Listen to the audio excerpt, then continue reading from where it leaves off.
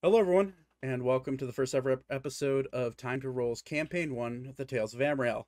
I'm your host and DM, Zach Browning, and today I am joined by a few of my friends and fellow D&D nerds to present to you a world full of adventure, mystery, and inevitable weather issues. Before we get to the announcements, I would like to introduce our players for this campaign. First off, we got Nate. Hey. Hey. Then we have Magic Martha. Hello, hello. Next up, we have Lexi. Lexi! This is where you talk. I said hello. You didn't pick up. Now we have Todd. Hey folks, how you doing? Now we have Austin. Hello. And then we got Mr. Bingo. Hello, hello. And unfortunately, not at the table today are the amazing Mousy Karina and Tiny Squirtle. They and their characters will be joining us in the next episode, hopefully. They had some schedule conflicts. Now that the introductions are out of the way, let's get into a few of the announcements. First up, our weekly schedule is every Sunday. You will have a new Tales of Ammriel episode at 5 o'clock Eastern or 2 o'clock Pacific if you're on the West Coast. You can find us anywhere you listen to podcasts except for Apple and Google for right now because they kind of suck. We also upload a live recorded version with character and battle map visuals on our YouTube channel, and we will be hopefully having that up on Twitch soon. Next up, we will be doing a live recording over on Twitch and YouTube on Sunday, June 26th. Don't miss out on seeing what it's like to record and stream live D&D. With those two announcements out of the way, let's get right into the first ever episode of The Tales of Ammriel. Over a millennia ago, the world became boring for the Founder Gods. With every act of creation, an act of destruction followed. They became enamored with the idea of playing with the lives of those they created, and that infatuation would seed chaos and destruction. The gods would send their destroyers in the form of titans and dragons, beings larger than mountains and with the destructive force of 1,000 hurricanes. The inhabitants of Ammriel wouldn't stand a chance. These destroyers would cause a calamity-like event called the Fracture. Seas would split, continents broke apart, weather changes became drastic, and land masses took to the mana-filled sky. Millions of people dying in an instant, and marvelous cities being turned to dust. The creator gods were too eager to destroy their world and build anew. As insightful as they thought they were, they failed to notice a group of creatures that were no larger than a butterfly, the fairies. These fairies wielded magic bestowed upon them by Ilona, the goddess of nature and one of the lesser gods. That would bring this calamitous event to a screeching halt. With the ability to calm the emotions and sway the hearts of the destroyers, the Fey Folk ended the fracture. With the Fey Folk acting as a buffer for humanity, the last 790 years, the world was rebuilt and civilization has begun anew. They of course had their fair share of trials to overcome, such as a power struggle for land and resources, multiple wars, and just overall infighting. Also, with over half of the population dead, and most of the landmass changed, the people of Ammriel were forced to rebuild in a quiet anger. That anger can still be heard to this day. Today, however, it is the year 792 PF, post-fracture for those unacquainted. We begin our story. The story takes place in the largest and oldest city in the world, primarily and luckily untouched by the fracture and the endless wars that took place after the event. The capital city of Sylvania, Artemis, is buzzing with excitement as the head librarian of the Royal Library has issued a quest that requires the strength of those that are willing to put their lives on the line. And that is where we come into our first scene. In a small wayward bar, tavern if you would, there's a little bit of commotion about this current job that has been placed all over the city, and there are a few that may be willing to take on this quest because in the past there have been a few of these quests posted by the head librarian, and most of them have ended in failure. But one of those people is a relatively outgoing individual who's just now making their way to the Royal Library, where the meeting point was set by the head librarian. Magic, if you'd like to describe your character, please. I am playing Zane Rona, a rather charming-looking tiefling artificer, long red hair, sort of ram-like horns, very dark blue complexion, and red demonic eyes. And he is pretty new to the city still, coming from Ebrax. Okay. Zane, now your goal for coming to Sylvania and really Artemis in general is to you're on a mission, right? Yes, I am looking for people who would look to have potential being new artificers for my country. Okay.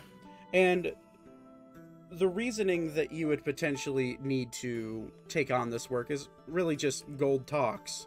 But are there any underlying reasons why you would want to potentially meet the head librarian?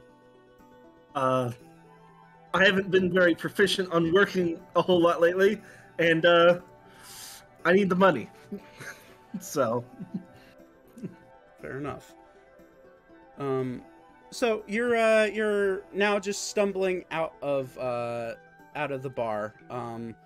Now the tavern that you are staying at is a relatively not known tavern. It is one called the Black Snake's Inn.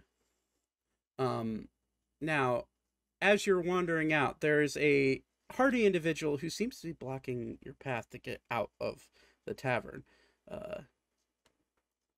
Hey, you. Watch where you're walking. Gods almighty, get out of my way. I'm busy. First roll the campaign. Make a persuasion check for me. Now, the person you see in front of you is this large orc man, probably about 7 foot tall,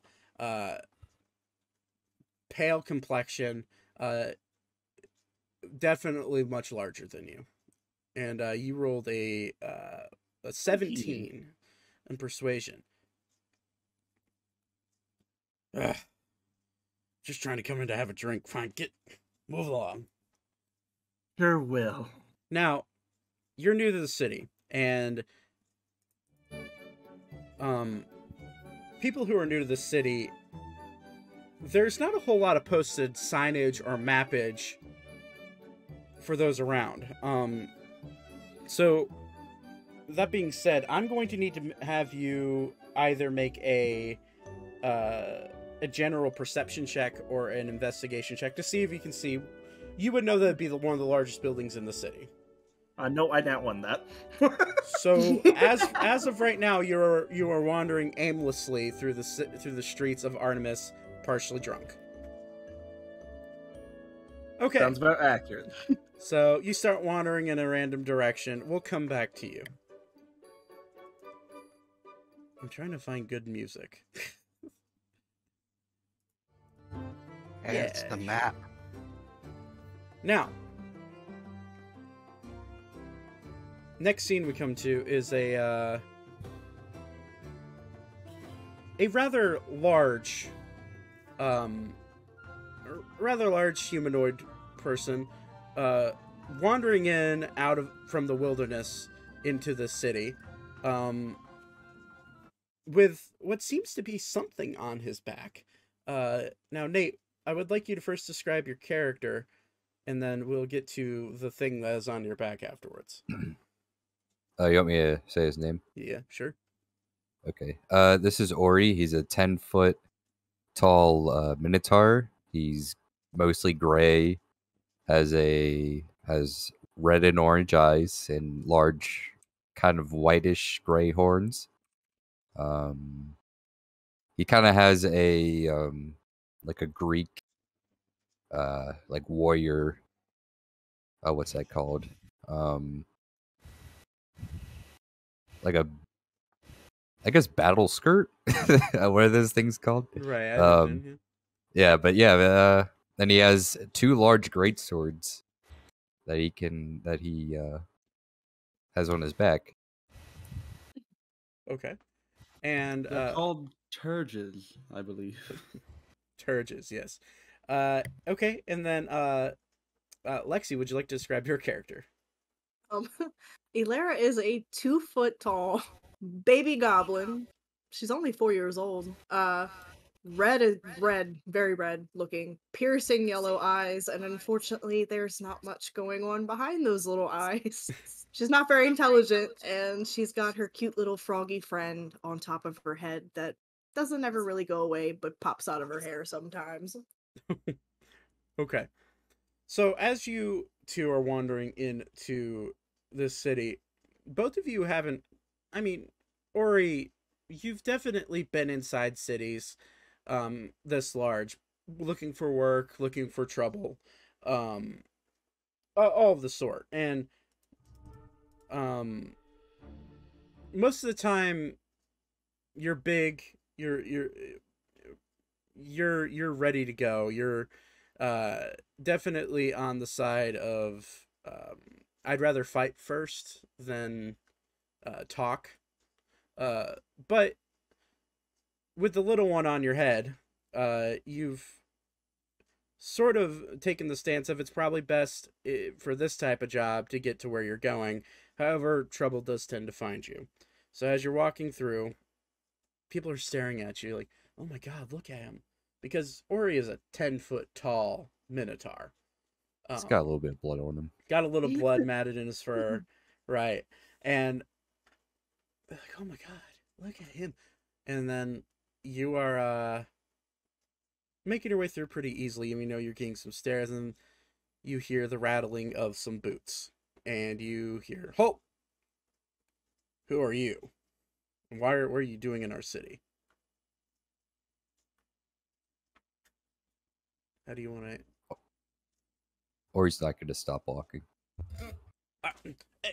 I said halt! Yeah, I'm talking to you, you... What are you? Is that blood?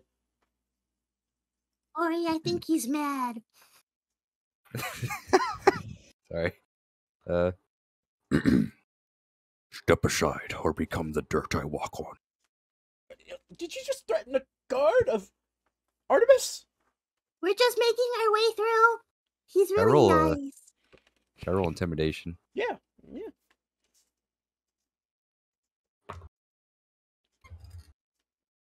That is a nice. Rolled a 16, so that's a 22. 22 with a 22. So in front of you are two guards. One of them being a dwarven man, quite shorter than you, and the other one being a human, another human man. He's probably about 5'8". So them pointing their spears at you, you kind of look at them and realize, oh, these guys are no big deal. And in one fell swoop, you kind of brush past them, and both of them are just sitting there kind of like, well, we tried. So you guys make your way to making your way through the city. Now, that being said, this was not done stealthily at all. So I would say that they're probably notified of, the guards are probably notified of your general presence in the city at this point. Okay. That being said, as you make your way through, you're starting to realize that this may be a bigger city than you thought it would have been, being from where you're from, and being, and Alara, you being kind of from the, well, bumfuck nowhere, to be blunt. And there's a certain air of I may be in over my head, but the money that is being offered at this job, it may be worth every bit of uncomfortableness. Now we move from you guys for right now, and then the next person we're going to go to is a quiet individual, kind of sticking to the shadows, not really bothering anybody. And honestly, most people don't even know he's there. Todd, would you like to describe your character? My character is Thaddeus. Comes from the Fey world, and he's in search of something very special to his heart that was separated years and years ago. Okay. He's learned to hide himself in deceit and stay to the shadows. Okay. His name is Thaddeus Starley. Okay, and Thaddeus, you've been from a very young age. You've been around a lot of cities, a lot of places looking. You've been caught up in conflicts that weren't necessarily your conflict, your fight to really be taking part in. So my question to you is, would you be sticking to the shadows or would you be walking down the road? Well, I would probably be walking down the side of the road. I'm not afraid of people seeing me, but I don't trust them.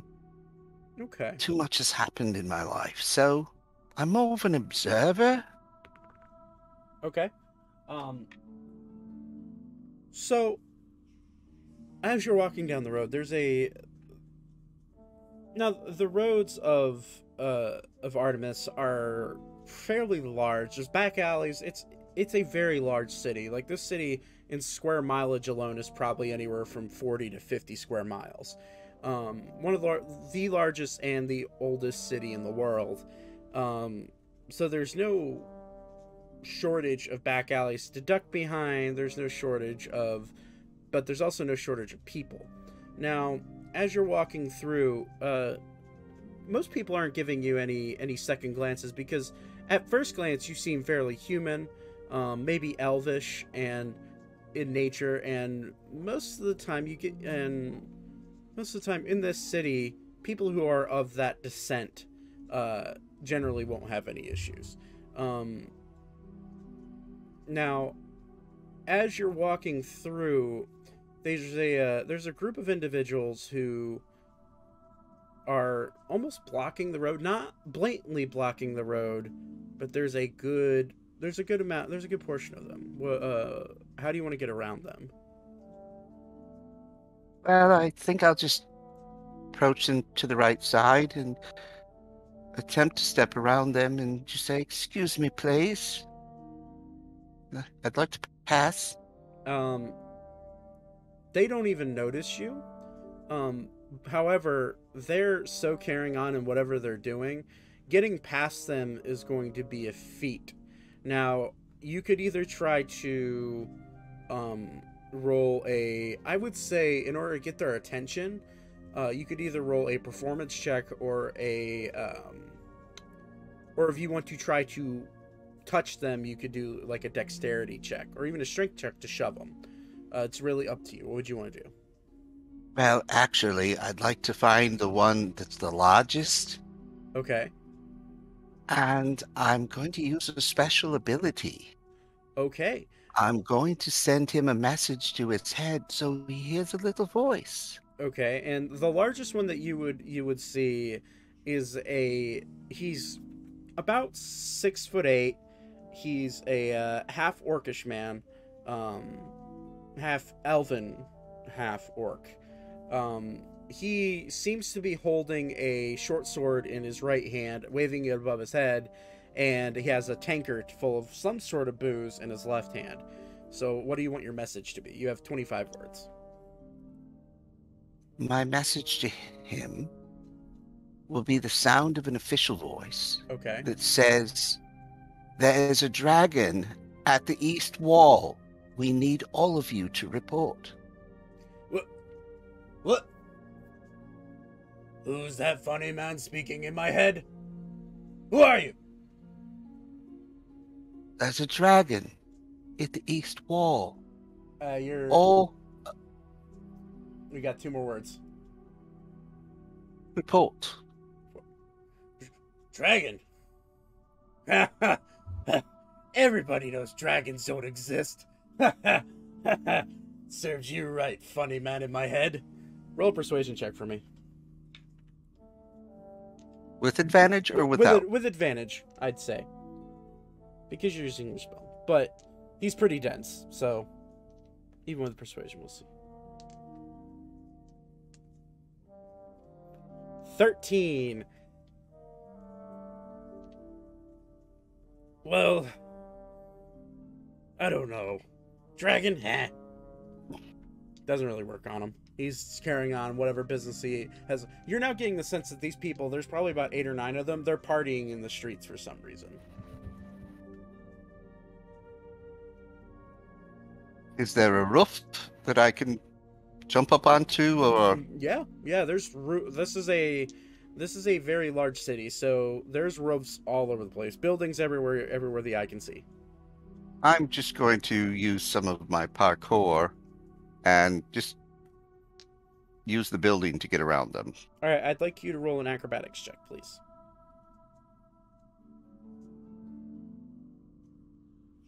Not with so the first one, 18. 18, yeah, it's in fact, instead of just climbing up, you go off of that half orcish man's shoulders and bounce up onto the roof and continue walking along. However, I would like you to roll a stealth check just to make sure that they didn't see you do it, because he's so drunk that he wouldn't have felt you, but just in case they don't want to start shit. 18, yeah. 18, you are like a subtle fart in the wind. You just bounce off his shoulders up onto the roof. He has no idea what's happening. All right, so you continue on. Not really any issues so far with you. You continue on, and knowing where the library is, you're in the right place. Now, circling back to Zane. You have been wandering aimlessly now for about 5-10 minutes. I would like you to I don't want you to make a roll yet, but I want to ask you, what do you want to do now that you're kind of lost? How would you? Is there anybody around me? Yeah, there's people all around you. You're pretty much right in the heart of the city. Is there anybody who looks trustworthy, like a town crier or somebody? I'd say make a perception check for me. Will do. 20. 20. Yeah, so you're looking around, and there doesn't seem to be like a town crier or anything, but you do see a bulletin board, not too far off, and there is a person who is stapling things to that bulletin board. They may be the only person that looks semi like a town official. I will talk to them then. Okay, as you walk up closer, this is a halfling female. She's probably a little taller than your standard halfling female. She's probably about 4 foot flat, and she's on her tiptoes stapling the same poster that you had seen walking into the city, which is mercenary help needed. Please contact and please meet in front of the Royal Library, signed Head Librarian Leon. Excuse me, miss. Yeah? What? Hello? How can I help you? Sorry. Which way is the Royal Library from here? The Royal Library. Oh, I see you want... Are you trying to do this task? I pity you. Yes, the Royal Library. You see, the Royal Library is, she starts to point over her back. You see that dome over there? Yes. Okay, that dome over there. Go towards that dome, and it'll be the small pillar building next to the dome. Thank you for the help. No problem. You have a wonderful day, my dear. You too. I'm just gonna give her a really toothy grin. Ugh. Be on your way. Goodbye. You get the sense that Tiefling people aren't necessarily, definitely not celebrated in this town, in this city.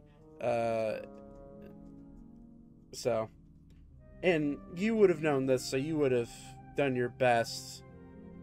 In some, I mean, it's up to you, but I would assume you would have done your best to keep the fact that you are a tiefling, at least your horns, like, hidden. Nope. Really? Okay. Nah, I'm on full display, buddy. All right. Well, I'm proud of my demon heritage. the good majority of the people wouldn't be. Okay. So, that it brings us to a street performer. Next, this street performer is on the corner near the Royal Library.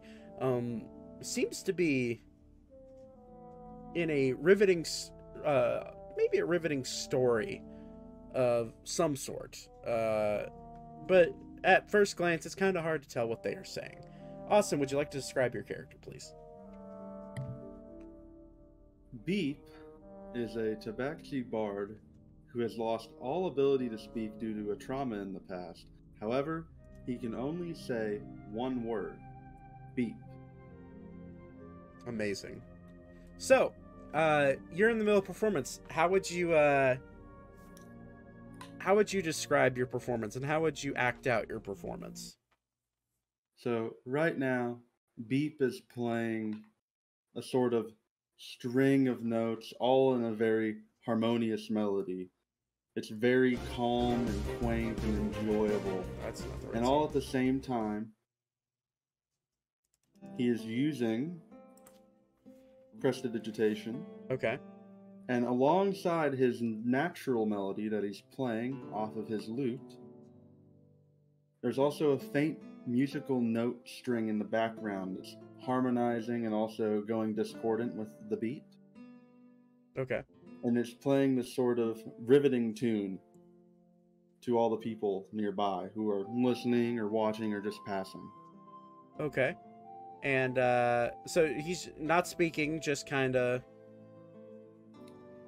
playing along, having a nice ballad. Now, I'd like you to make a performance check for me, please. All right.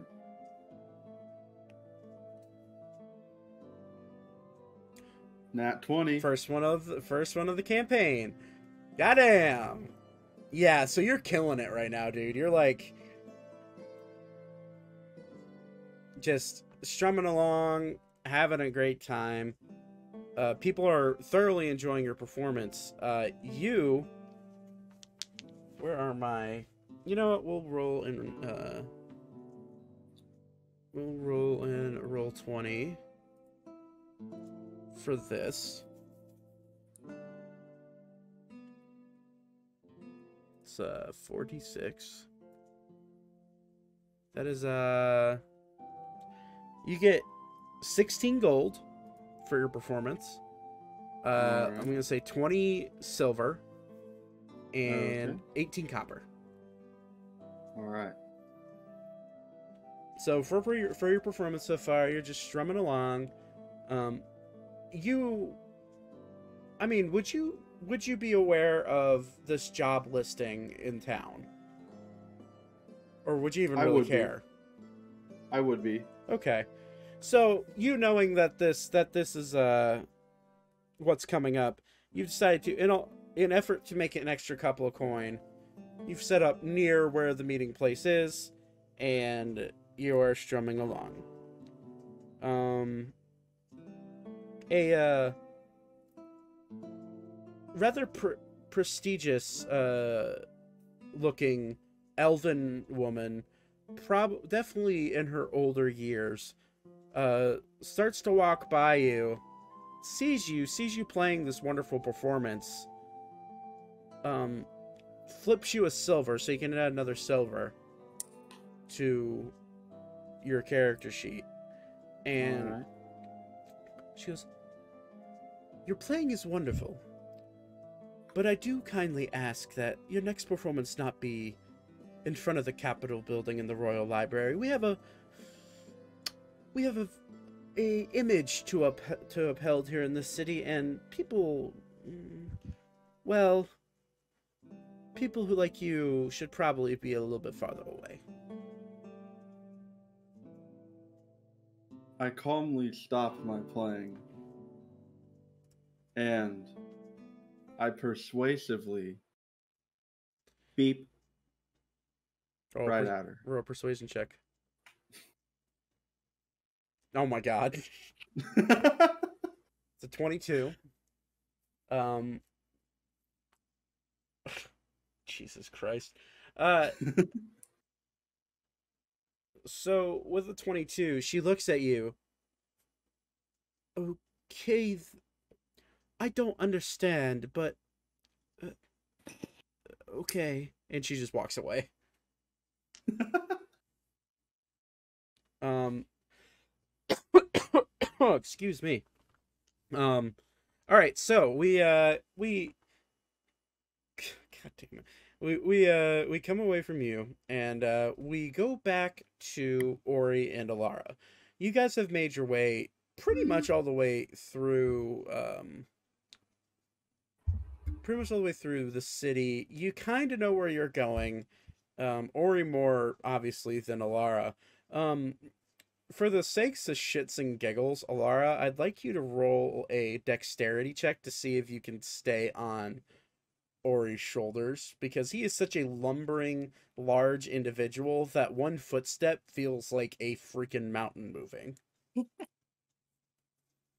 16. Yeah, you've been riding on his shoulders for a while now, and you've gotten the hang of it, and that's for sure. And I would say that you wouldn't really have any issues, but for shits and giggles and for the sake of that, I might have you roll that every once in a while just to see if you fall off. I'm down for that. That's cool. She's not gonna hurt much of her head. So. I'll catch you. It's a 10-foot fall, so technically it's a 1d6 falling damage if you fall off the shoulders. That's awesome. So, you know, evil DM brain. Anywho, so you guys make your way through. I would like you guys to make a investigation check. You can do it combined, to see if you know where you're going, because you two have never really been in this. You've never been in this city, but you know your way around how normal cities work, and generally you go to the biggest building. But I just want to see if you guys can make that. Oh god, that's my intelligence. Yeah, that's a investigation. Wow, you still rolled great with a -1. That's, oh damn. Can I roll survival for instead? Yeah, that's it. Okay, thanks. Yeah, it's like a homing beacon almost, like naturally knowing type of deal. Yeah, sure. Unnatural 20. A natural 20 or an unnatural? Unnatural. Dirty 20. Okay.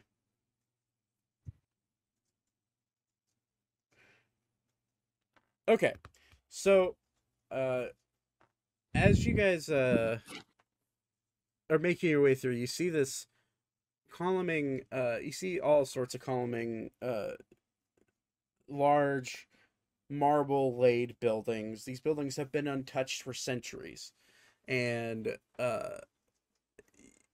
you're looking through and you're seeing a lot of people starting to gather in what seems like the circle area. You hear some calm music being played, and you do notice a good portion of people starting to gather in this certain area, and it is in front of a domed building, I would say. So it's up to you if you want to head that way, but so we already know about, we're here for like the job poster. Right, that's the only reason you guys wandered in. You saw on a bulletin board in a neighboring city or neighboring town, wandering through, you did see a poster that was posted on a bulletin board, a job board, a while back, and you're making your way to Artemis in order to take this job, because it stated on it that the reward was undetermined, but it could be upwards of 2,500 to 3,000 gold per person. Okay. Is that dome in the direction that we're supposed to be going? I I would say, based off of your general knowledge, you don't know Artemis well, but you do know that most of the time official-looking buildings are the biggest. Mm-hmm. So I'd say you would get the sense with the people gathering. I would say you probably get the hint. Okay. We'll check it out. Okay.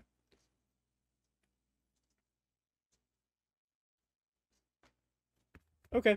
So you head that way, and you come up to a circle of people that are surrounding a not the same. The music is coming from what seems to be a cat-like person strumming on his lute, playing a nice melody. They're surrounding him, giving him some gold, and then you also have another group of people,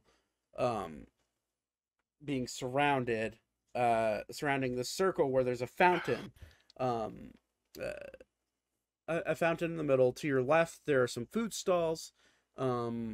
This definitely seems like it could be the right place.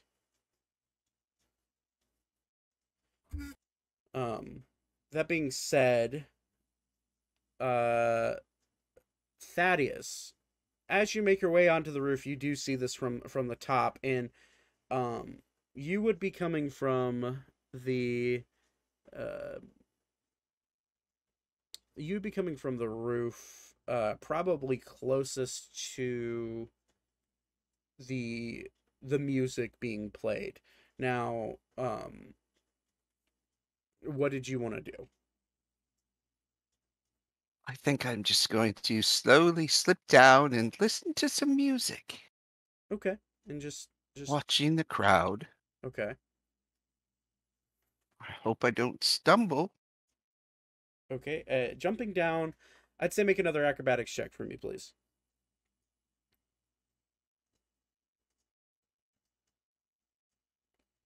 A 9.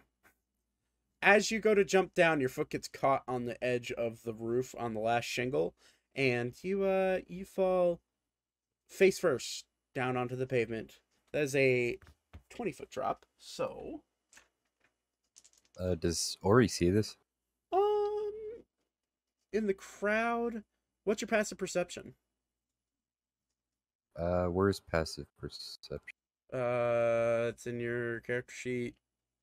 It should be underneath your normal stats, Oh, okay. right? Passive is, I think it's just 10. 10? Okay, yeah. You could roll to see if you saw it, I would say.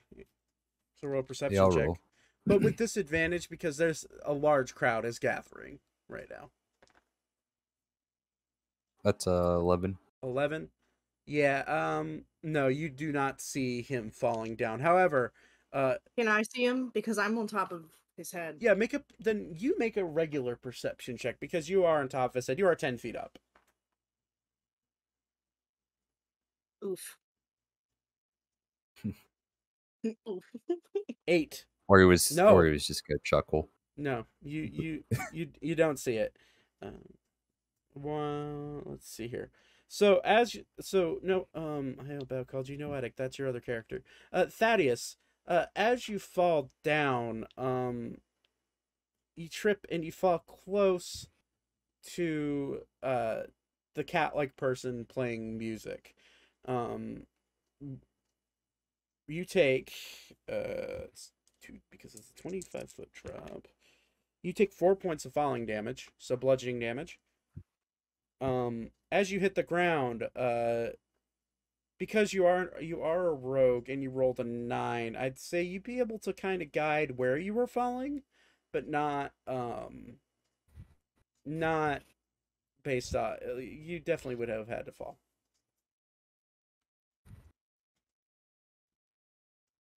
So, did you want to do anything? So you hit the ground. What do you want to do now? Oh, Lord, I fell. I'm sorry. Did I disrupt your performance? What do you say, Beep? You're muted. I think you're muted. Oh, sorry. I say beep in a plain tone. Just beep. Just beep. Beautiful music, beautiful music. Continue on.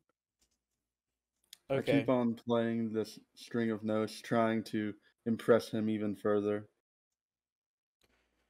Okay. All right. And while he is doing this, Okay. Thaddeus is reaching his hand into the item collecting the gifts from the community and borrowing a couple coins. Okay. Attempting to. Roll a sleight of hand check.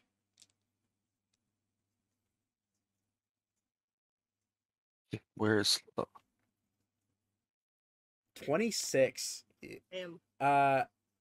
Okay, so with the 26, the only way that this doesn't fail is I would like Beep to roll a perception check with disadvantage. And if you beat it with disadvantage, because you're in the middle of performance, we'll see. 20 now. So as you with a 26, as you fall down, you go to get up, you reach into, what would you say would be collecting the money, Beep? It would be like a little pouch, like a rucksack or something. Okay, so kind of like a little coin purse type of Yeah. deal. Okay, so as you Thaddeus, as you go to stand up, you kind of reach down to like brace yourself up, and you reach in, and you are able to get 6 gold coins and 4 silver. So go ahead and mark that off of your coin sheet, Beep, and I got it. add 6 gold and 4 silver to yours, Thaddeus. Now, while all of this is happening, I'm sorry. I'm sorry for bothering you, sir. Here's a gold coin. oh my god. That Yeah. I stole. Add 1 more gold coin to your character sheet. That's funny. I thankfully nod my head with a beep as I keep playing. So, as all of this is happening, we go to another person. They're currently on the side in their own area. Seems to be serving food. Bingo, would you like to describe your character? I would love to. So you see a relatively tall, youngish-looking lizard person. Yellow lizard-like eyes, kind of dusty, muted colors. He seems to be a little out of place in that he's wearing robes that you would expect to see somebody on a out of the desert, basically, complete with a turban on his head, and you see on his back is a spear, and kind of spread out around him, not like he has a cart or anything. He literally just has sticks with hunks of meat of various questionable origins, kind of stuck into the ground around him. And he is basically doing a rotisserie with he's basically holding a small flame in his hand and using that flame to cook what looks suspiciously like a rat. Okay. Well, suspiciously looks like a rat, you say? Oh yeah. Okay. So, as you're cooking, you're starting to gain a small, a small line of customers. How much are you selling each of these pieces of meat for? Couple silver. So let's say 2 or 3 silver. Okay.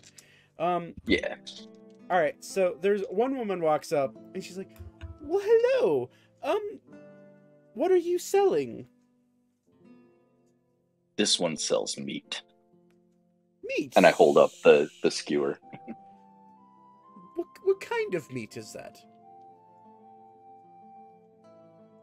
Whatever this one is hunted. Right. How much? 2 silver. 2 silver. Well, win an Artemis, as they say. And she hands you 2 silver and takes a skewer. Yep. Hand it over. I will take the 2 silver. Okay. And Now, what did you just hand her? Like an actual, like a rat? Like rat meat? yeah, probably the one that I was actually like actively rotisserieing. Oh my god. Okay. As she goes to bite into it, she's like, a little bit more gamey than I anticipated. I like it. And she just keeps walking. No real reaction, just kind of sitting there.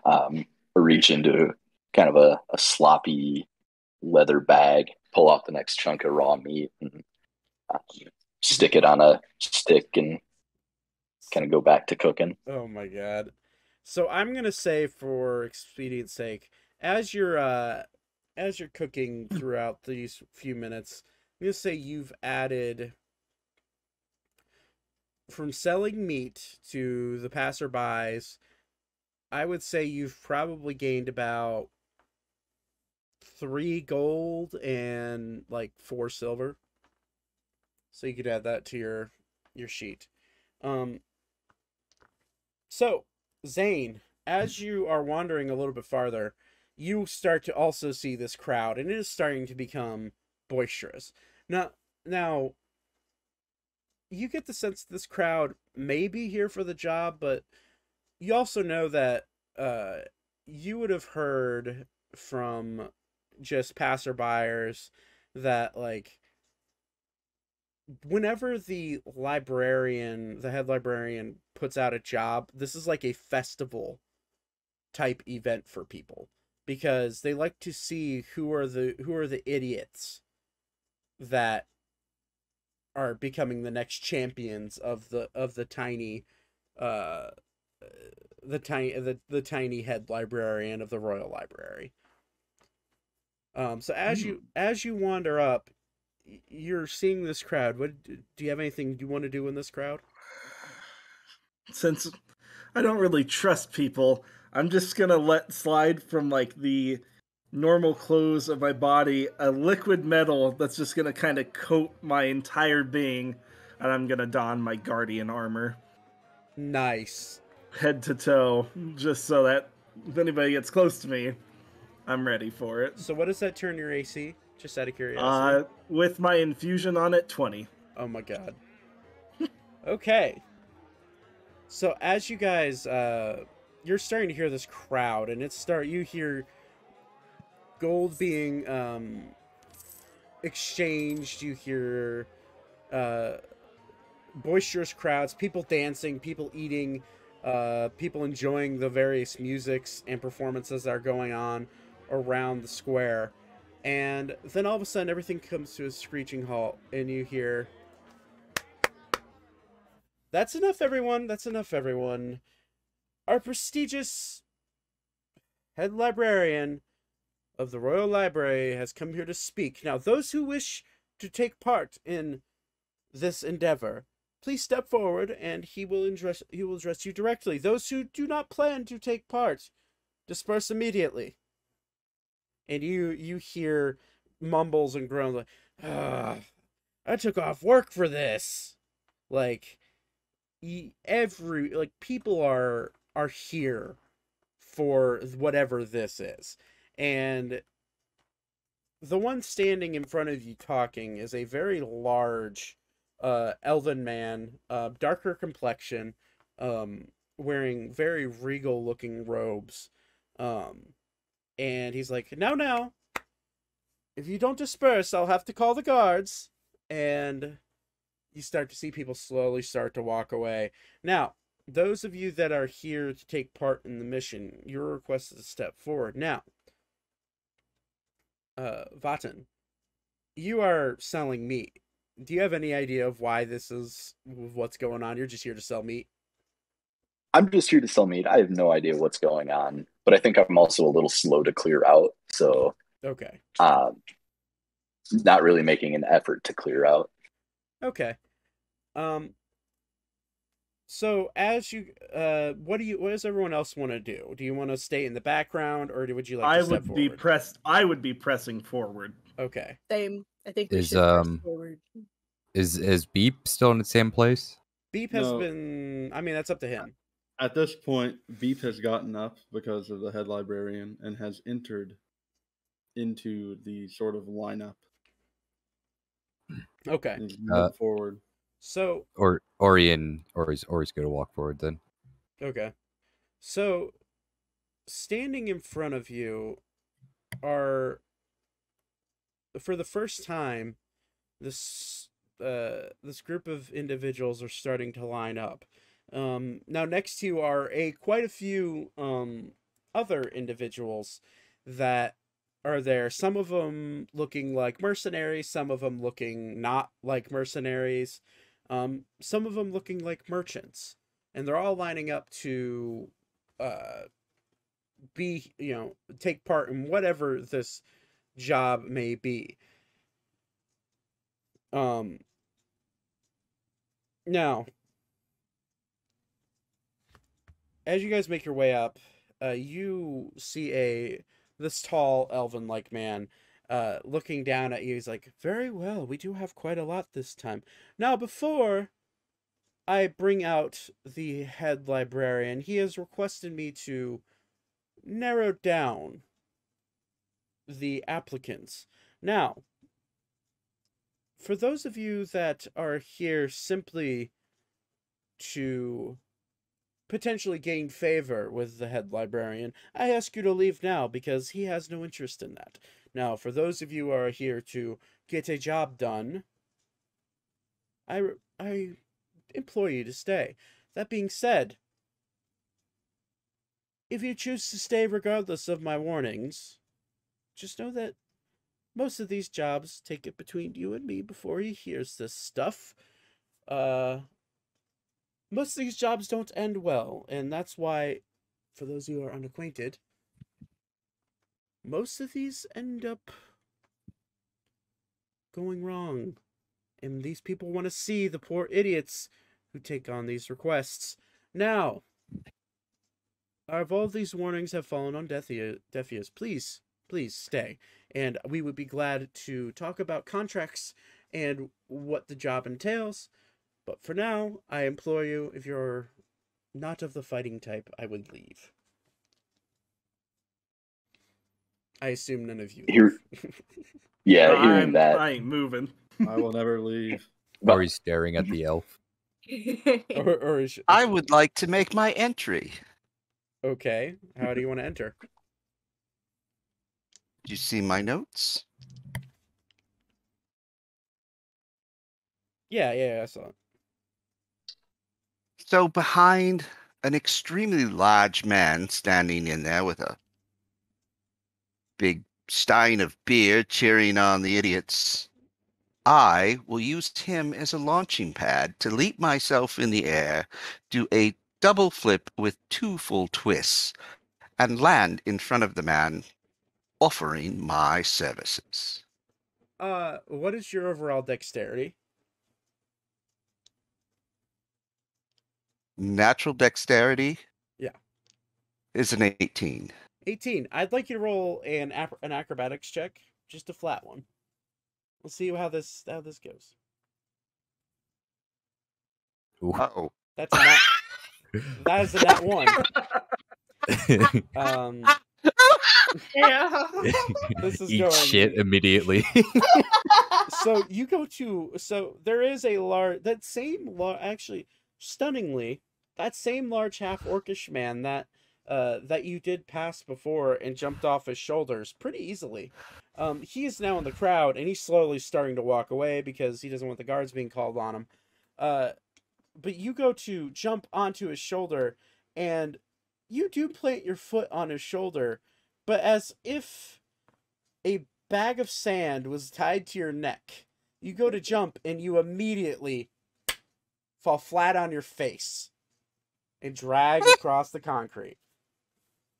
And everyone kind of looks at you like, what's happening?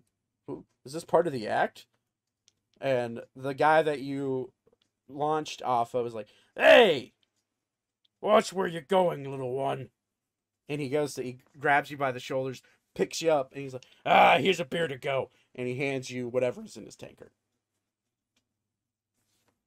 You, for the sake of nat ones and being how serious they are, you take another 4 points of bludgeoning damage. Oh, Jesus. Does Ilara see this from on top of Ori's head? Everybody sees this. Can I heal him? I'm just standing there in my armor snickering. Ori's not gonna let you. Can I feel bad and heal him? That's up to you now. It is up to me, Nate. He's gonna stop you. Okay. Now, what I will say, if you want to try to heal him without, the only healing that you could do, and I believe that the only healing you have is Cure Wounds. Yeah. And you'd have to touch him to do that. Oof. Now, that is, if you want to try to sneak off of Ori's back and crawl over there and heal him, you certainly can try. And it will be a combating checks. I can make this a little bit easier, because seeing the person fall flat on his face, Vatten will walk over and pick him up off the ground and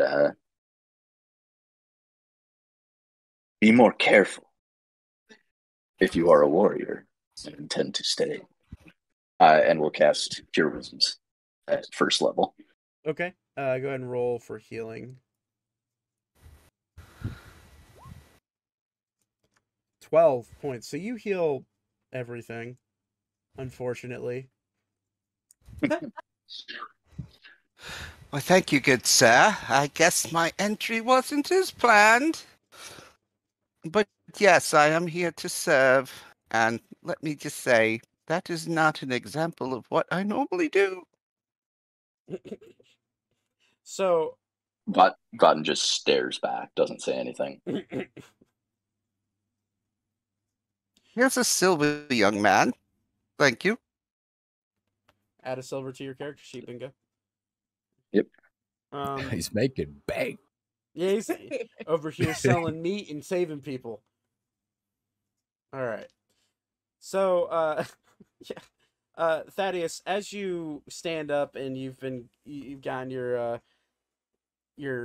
scrapes healed, your boo-boos tended to, and more of a hurt ego than anything.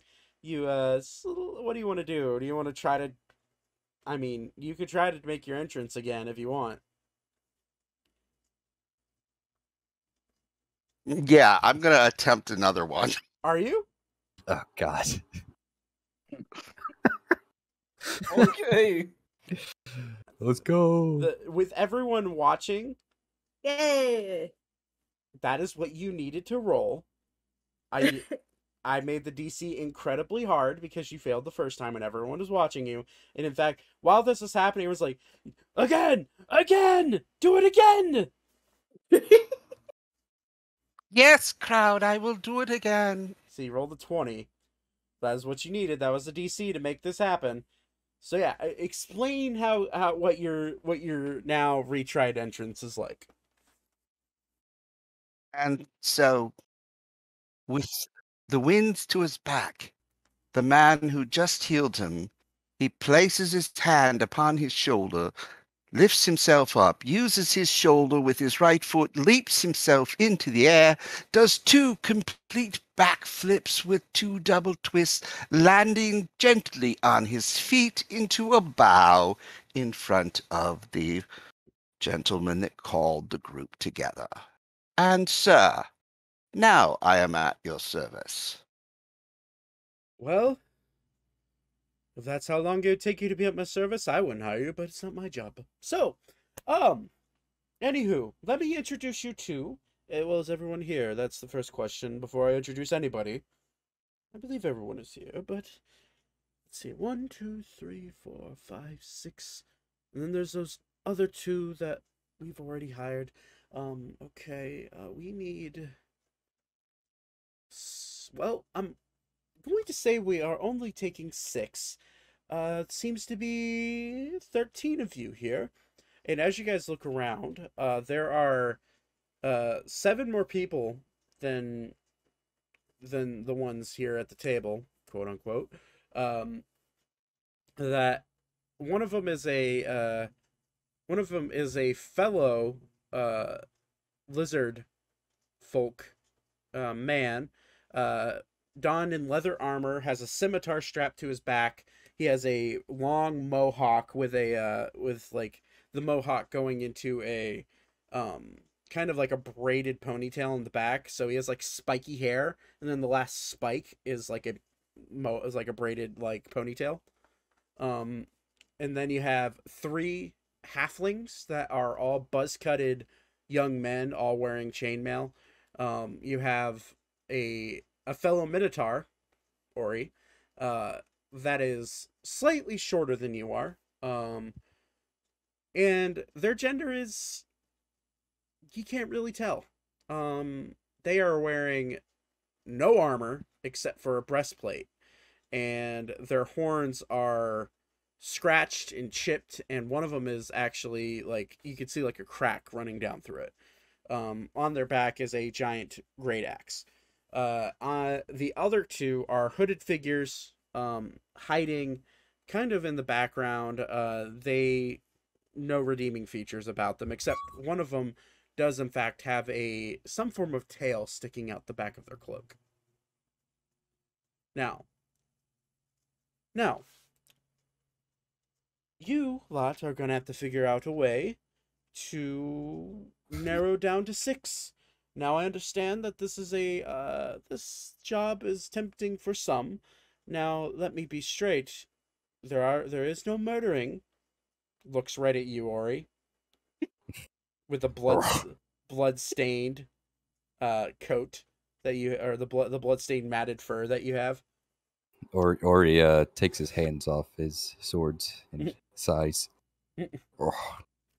Now, I could care less how you decide who is going to be the 6. In fact, I'd be willing to decide for you. But that's not my job. In fact, the one that needs to decide is my boss. But every time I look back to see if he's there, he's not there. Granted, he is hard to see in the first place. But, anywho, I would like all of you to decide amongst yourself how you're going to decide how we're going to break this down into 6. Now, if I count, there's 13 of you. Figure it out. Ta-ta! And he's going to walk off the small little box he was standing on and go try to find wherever his boss is. So Ori wants... Oh, sorry. No, I was to say, so now this is where this part of the event is up to you guys. How do you want to decide? How do you want to go about getting rid of the 7 people that you need to... Ori's gonna walk over to Zane. Okay. Zane. Are your horns visible? Yeah, they'd be coated in armored metal right now. So probably if you look at me, you can see the glowing red of my demonic eyes. Okay, Ori's gonna walk over to you and go, are those horns real? Yeah, they are. They reminded me of my siblings. You can stay. That's fine with me. He's gonna let's go like at Thaddeus. Give him like kind of a shitty look. It's charming. I don't know about you. Most people don't know about me. But I think I'm somebody you want. He's gonna ignore you. Can you okay, lastly he's gonna walk over to Beep. I wanted to do this earlier. Okay. You're a bard, right? Yeah. Okay. What instrument do you have again? A lute. Okay. How well can you play? Beep. And I pull out my lute from my back, and I start playing. I'll do a performance check. Yeah, roll Okay. He's gonna cross his arms. 22. 22. He like nods, and he's gonna flick you a silver coin.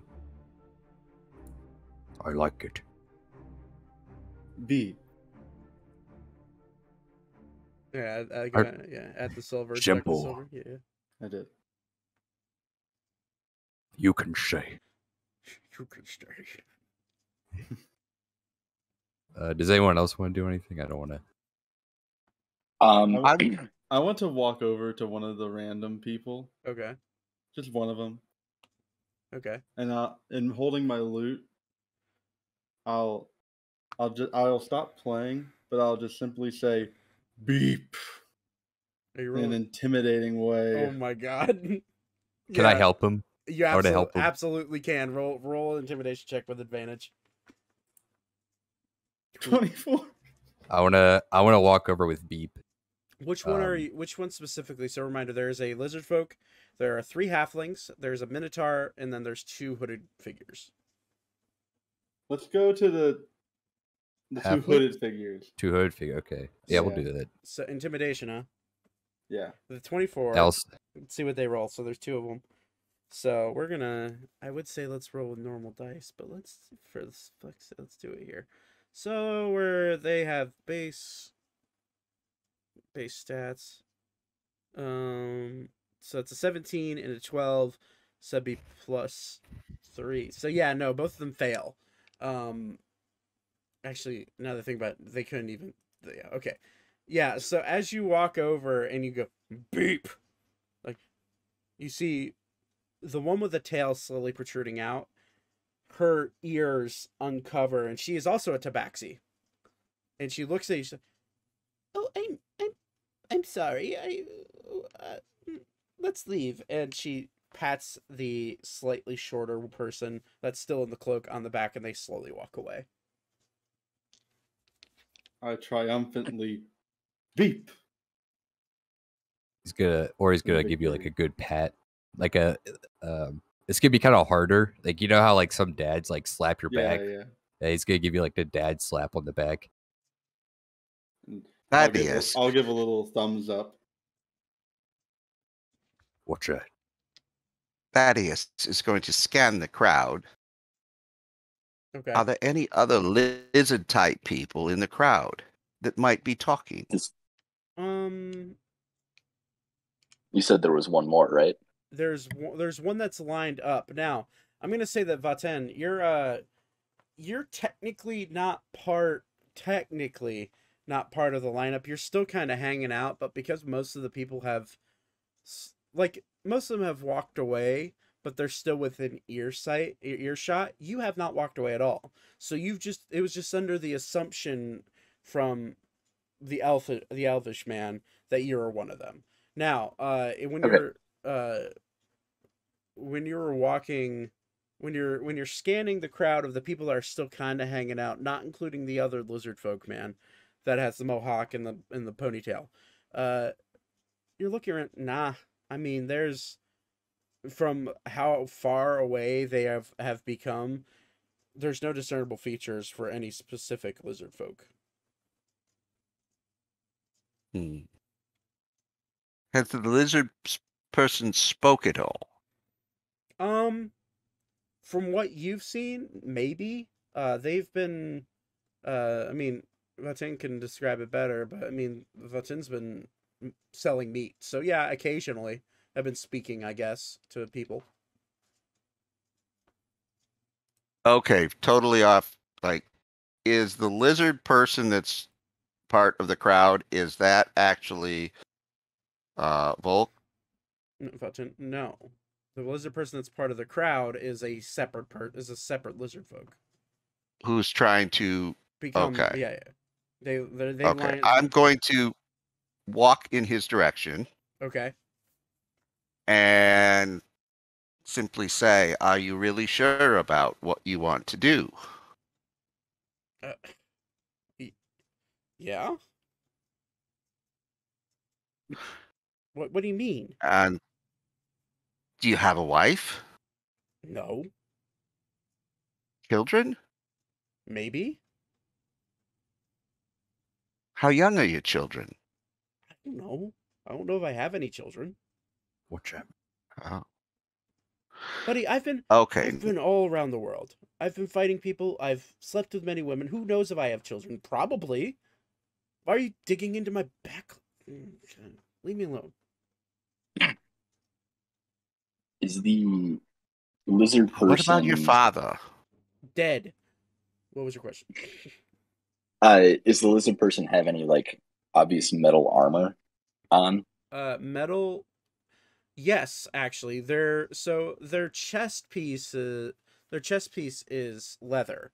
But where their knee bracers would be, like their thigh bracers and knee bracers, you could see slight glimmer of metal underneath some of the pants, like the leather pants that they're wearing. Okay. Almost like an Under Armour type of deal. I am so sorry, random lizard person. Seeing Thaddeus talk to this other lizard person, I'm gonna go ahead and cast some heat metal on his metal pants. Yeah, we're gonna see if he. Oh, First God. off, roll. Are you trying to do this indiscriminately, or are you just trying to walk up and put your hand on his fucking thigh? I mean, it's got a range of 60 feet, so Oh, okay, gotcha. So it's a DC 14. Yep. Okay, we're gonna see. He has a +1 for Constitution.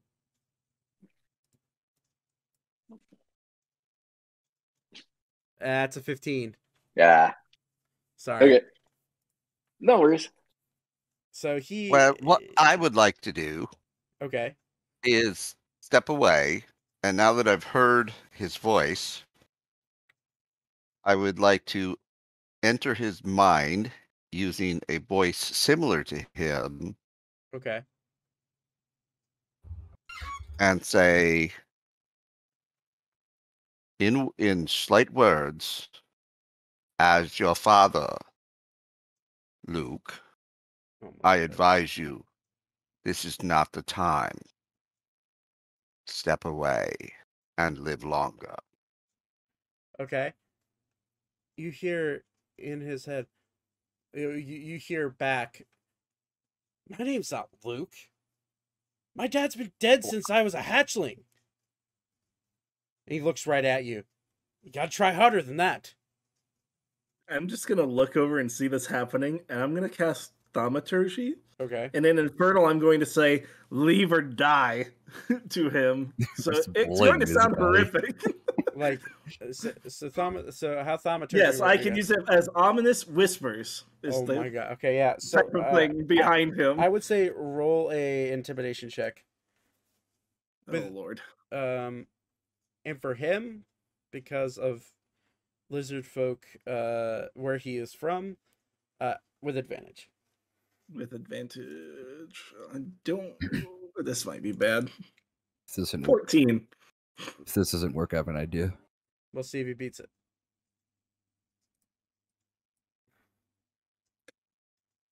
That's a 4. So, 4 + 2, but 6. Yeah. So, in these really weird, dark whispers, only next to his ear, he hears, "Get out!" And he's like, "What? What's happening? What's that?" He looks right at you. Did you do this? Did you hear that? I didn't hear anything. You seem to hear a lot. If there's them in this city, I gotta go. And he just walks away. As he's leaving, Okay. does he have any jewelry on? Jewelry? No. Like a trinket? No, what he does have a belt on. And he does have a small coin purse, but that's about it. Yeah, I'm gonna go for the coin purse. Roll a sleight of hand check, please. Oh, this was stupid. No, it wasn't. Ooh. 18. We'll see if he notices. With disadvantage for him because he is thoroughly freaked out. I meant to roll with disadvantage. That's a 3. Doesn't matter. We'll see what he rolled just for the sake of hilarity. That's a 3. So, so you're easily able to grab his coin purse. And he's walking away, and he's kind of like holding his head, kind of like like someone is like literally like demons are coming to haunt him, and he's just walking away, panicking. You get in the coin purse. You don't get a lot of things. You get 2 gold, 10 silver, and a copper piece.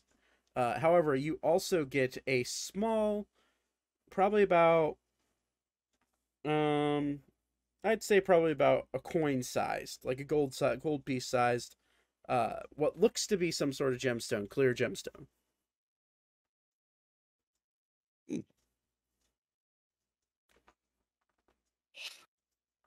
While he's walking away,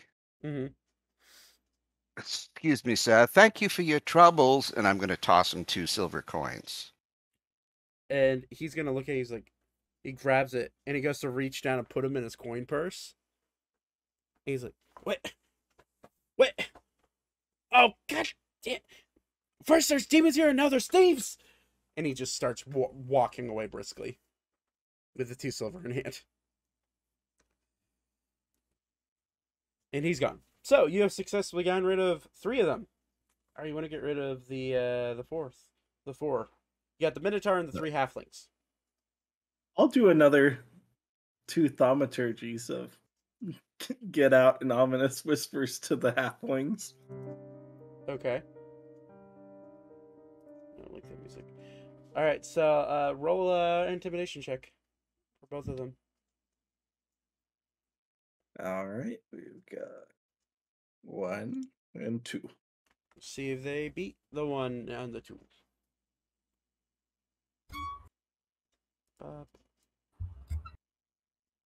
So the first one is a 7. So sorry. So no, well hold on. They have modifiers. So which one are you pointing the first one towards? Whatever's one's closest would be the Minotaur.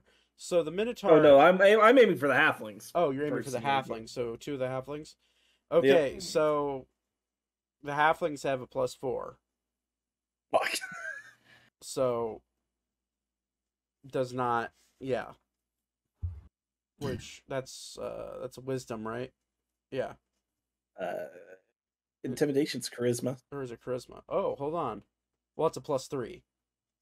So either way, it still beat me. It still beats you. Sorry.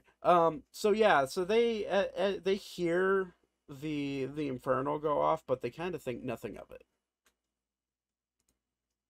So you got the now I'm gonna tell you the 3 halflings are now looking around, and they're like how can we get rid of some? We're so close. We just need to get rid of 4 of them. And they're like looking around. They look at you, you Beep. And they're like, "Ha! We could get rid of him." And they walk up and they attempt to, one of them, like very slightly, pulls out this this medallion type of thing, and like looks at you and says, "You should leave," and then rubs it, and then feels this like you feel this warmth of emotion come over you. Do I see this medallion? Yeah, you would. I would say, because you're kind of close to Beep. Is there a window? A window, as in, for what? And in the building. Oh, in the building. Where Beep is, probably not. How close is the door? To the current building that you're standing next to, I'd say. Oh, So, are we still outside? yeah, you're outside. Oh, okay. Yeah, Hmm. you're out in like this town square area. Okay, I thought we went inside for a second. Sorry. I want to put my hand around his hand holding the medallion. Okay. I would say roll a dexterity check to see if you can beat him before he casts what he's about to cast. Okay. See if he beats you. What's my dex? +2? Oh, it's 11. That's an 18 on his end. Oof. So he gets he casts friendship on Beep. And I need Beep to make a wisdom saving throw for me, please. Oof. Yeah. You now know, however, how friendship works. You do know you're under a spell. But he can persuade you to basically be his friend, and he could potentially convince you to go somewhere else. However, with how friendship works, in this case, and you being aware of what he's trying to do, I would say roll with advantage. So we'll take the nat 20. Because that was a nat 20 and a nat 1, by the way. I'm pretty sure. Oh my god. However, man, I meant to have you roll. Anyways, nat 20, 22. You realize he's casting. You do get it cast on you, but you're able to shrug it off, and you look at him. And, what do you want to do to him? And this is also while Ori is slamming his hand down into his. I will immediately start going off. Just absolutely beeping on this boy. Just constant beep. Like Charlie Brown style beep. It's just beep, beep, beep, beep, beep, beep, beep, beep, beep, beep, beep, beep. Oh my god. Just constant going at this man. Intimidating. Okay. Dang. I'd roll an intimidation check. Can I help? With advantage? With because advantage. of him? Yeah, his hand is right on his hand. I'm staring at this guy like. All right, 15. 15. Let's see if he beats you. I'm gonna roll normal die. You roll an 8. So yeah, no. With a yeah, so he's like, sorry, and he like slowly tries to like back away. He tries to pull his hand from you. Are you gonna let go, Ori? Rip his hand off. He's not gonna let go for a moment and look at him. Okay. He's gonna look him in the eye and say, I never want to see you again. I'd say roll another intimidation check, but with advantage for you. This is to scare him off. Okay. That is a 15 plus 6, 21. 21. We'll see if he beats it. My guess is 15. So that's an 18. So yeah, no. In one fell swoop, he's like, I think it's time for us to go, don't you think? And they all agree, and they slowly start to walk away. Now, the last one. The person who has not moved from their position is the Minotaur. Can I walk up to him? Yeah. I want to start pulling my meat steaks out of the ground. Okay. Kind of bundle them up. Okay. And I will also approach the Minotaur as well. Okay. I'll let you go first. I want to see what you want to do.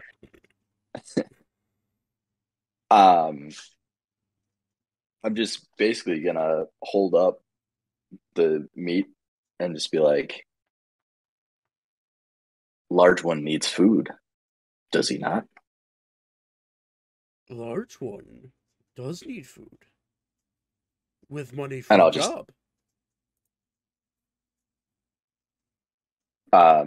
Just Vaten has food. Vaten wants job. Vaten gives you food. Large one vegetarian. I'll take it. I look very confused, and yeah, I'll hand it to. Is that Ori that said that? Yeah. Thank I'll you. shrug, hand it to Ori. You can stay. And just looking at this guy, let's see what I can do to. I don't remember who else was trying to talk to this guy, but my idea just went out. So I can trying to come up with try something. if you want. Yeah, go for it. Okay. Ori's gonna walk up to the Minotaur and ask, "What village are you from?" Village?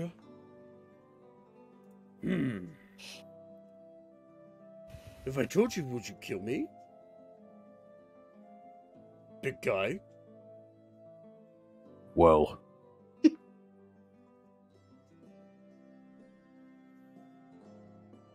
I don't know. If I told you, would you kill them?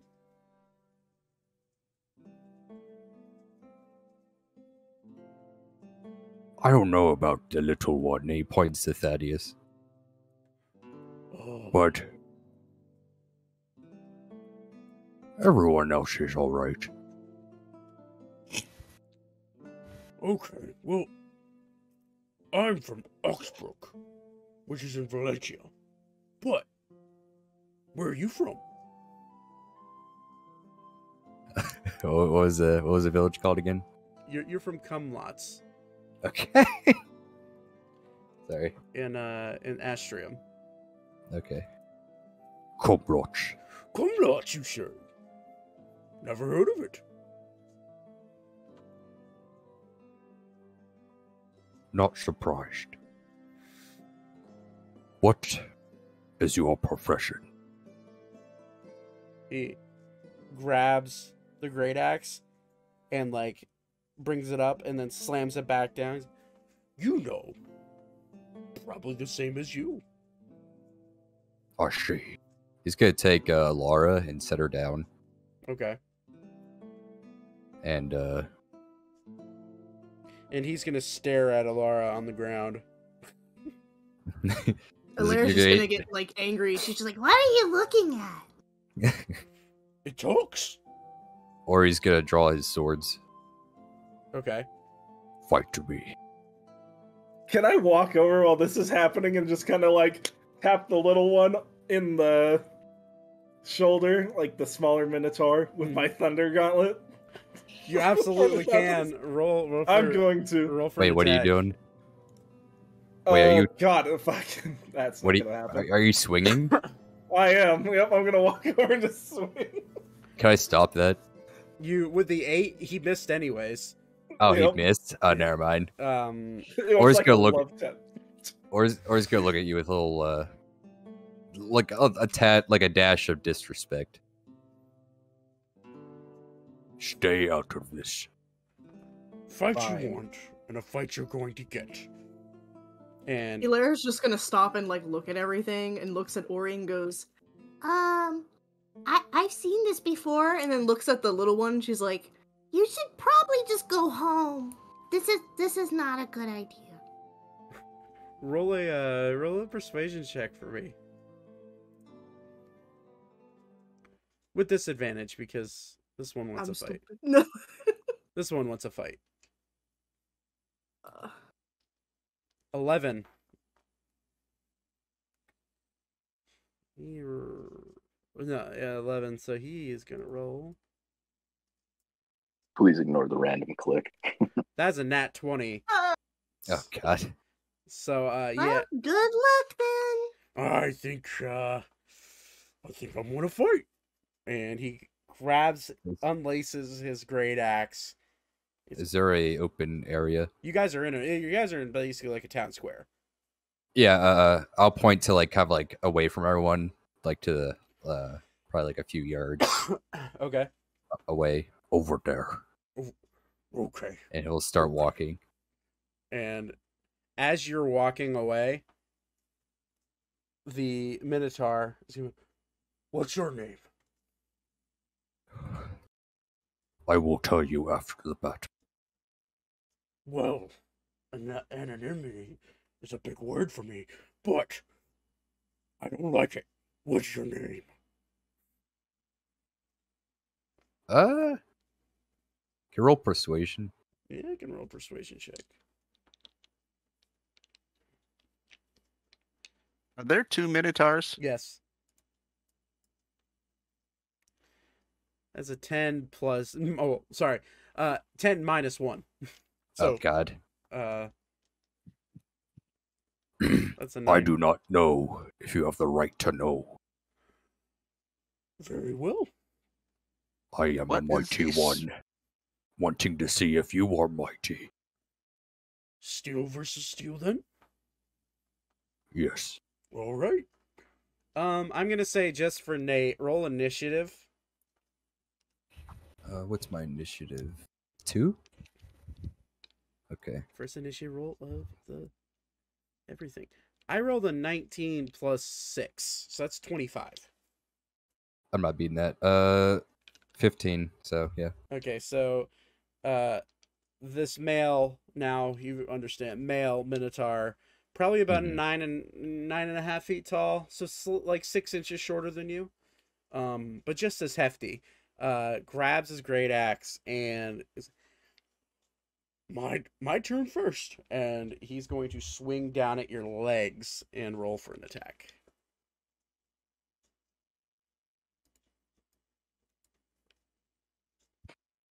That's a 7 plus 5, 12. That's a miss. AC 17. So as he goes to swing, you swing low. You literally, your big ass body jumps over his blade. Okay. Is that his turn? Yeah, that is his turn. Okay. While I'm in the air, I want to swing my swords down. But okay, yeah, you have the dual wielding feat, so go ahead. First attack. One swing as my action, the other swing as a bonus action. Okay. Oh, let me get my red dice. That's my lucky one. That is a... What's my to hit? Plus 6? It's a 21. 21 hits. Roll for damage. Okay. 2d6 plus 4. Ooh, nice. 14. 14 points of damage. So first one cuts in across the chest of the Minotaur. Next attack.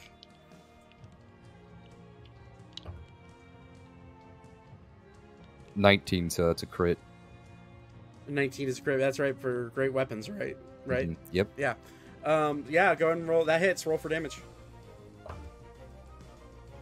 Oh shit. That's a... Fuck, I can't do... Why am I'm going brain dead. 22. 22 points of damage. So the first, that's a 36 points of damage in total. Mm-hmm.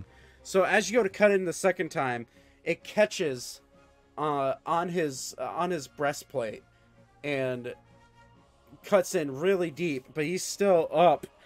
I'm like, Action surge. go for it. Does that add my modifier since it's an extra action? Yeah, it does. Okay, cool. Let's go. He doesn't seem too hurt, but he's It's another 19. Oh my god. Roll for damage. Yeah, let's go. We doing this. That is a... That 22. I sent you a message. Okay. 22 points of damage. Yep.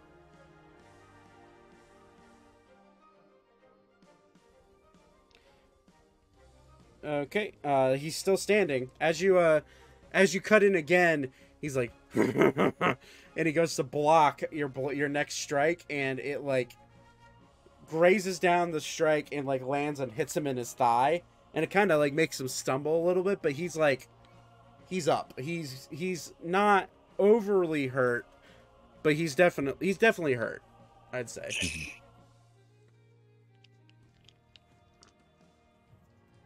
And that's it. That's it. Okay, it's now it's now his turn. He would like to rage.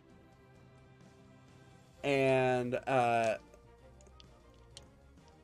he's going to, you're going to see his eyes, you're going to see the blood congeal on his body, and it's going to like beat up, and then you're going to see his eyes flash red in rage, and he's going to reckless attack you. So he gets to roll with advantage, but that means on the next roll you would get advantage as well if he doesn't hit you. Okay.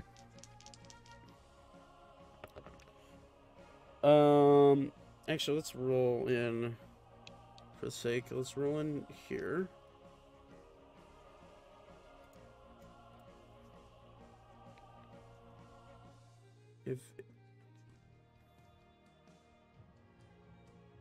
That is a 19 plus stuff, like 5. Yeah, 19 plus 5. It's So he's going to swing down with his great axe, which is it's a D12, 2d12.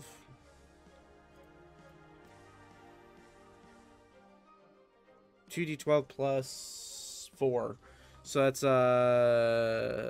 22 points of damage. Okay. And he is going to, that he doesn't have any extra attacks, so that is his turn. Okay. Is second wind a bonus action? Yes. You have one? Yes, it is. Okay, and roll a d10 plus your fighter level. So that's... Okay. Where's my d10s?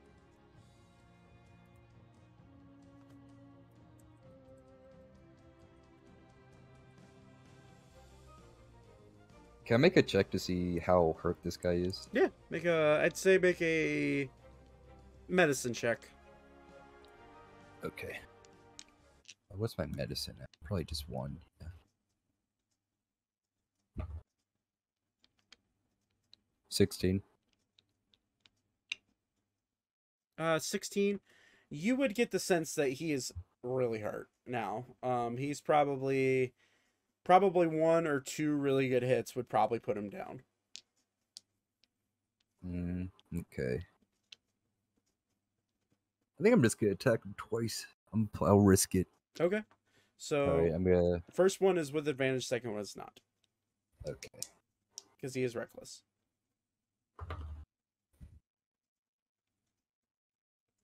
That is 22. To hit? Yeah. Hits.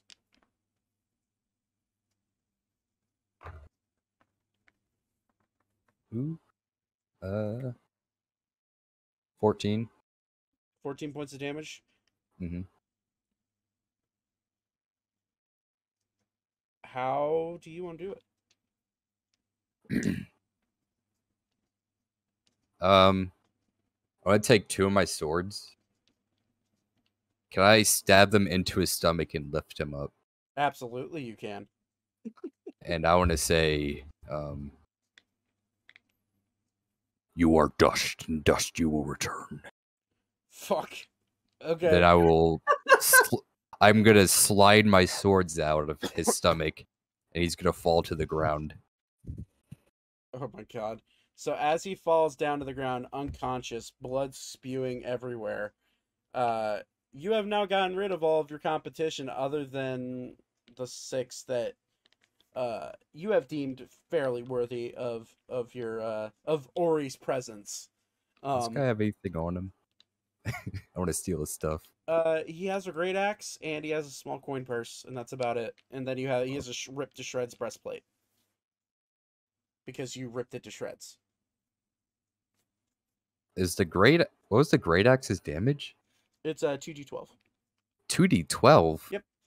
Jesus Christ! I'll take that thing. Holy shit! I'm gonna take his axe and his coin purse. Okay. In the coin purse, he what's that? 14.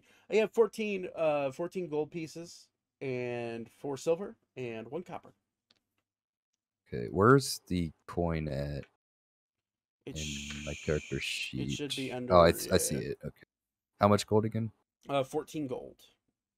Okay, so it's one. Oops. Why is this not working? Okay, how much silver? 4 silver Okay. and 1 copper. What? Okay. Then I'll add the axe to. Yeah, just for the sake of naming the axe, it is considered a Enchanted Great Axe. Oh, yo. Wait, is it actually enchanted, or is that just what you're calling? No, it's an Enchanted Great Axe. Oh, okay, okay. It Cool. gives it 1 extra hit die. Yo, let's go. Okay, I'm good. Okay.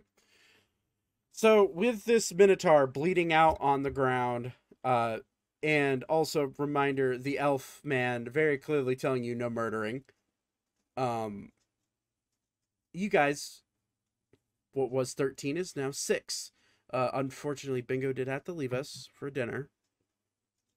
So I don't know if he'll be coming back or not. But really quick, is he like fully dead or is he like revivable? he is unconscious on the ground. In All fact, right. he needs to roll a death saving throw. Can I do cure wounds? Yeah, sure. All right, so I'll do a cure wounds on him. Okay. 6. 6 is enough to bring him back to 1 HP. So he raises and he opens his eyes and he looks around him, touches his stomach where he just got impaled, and he just kind of like falls back down asleep on the ground, but he's alive. I'm keeping this axe. He's not getting it back. I don't think he really cares at this point. He's alive. So there's now a still fairly cut up Minotaur and you 6 left. I guess I will do my best to voice Bingo. What's his name though? The good news is though, is we didn't murder anyone, technically. That's right. And Why did you save him? Beep. Good point. He's angry you healed him. Alora, Ye- fix me. Did the gentleman that told us Wait. we could not kill anybody?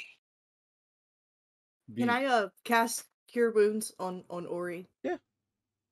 Ye- Use up a level 1 spell slot, but yeah, you totally can.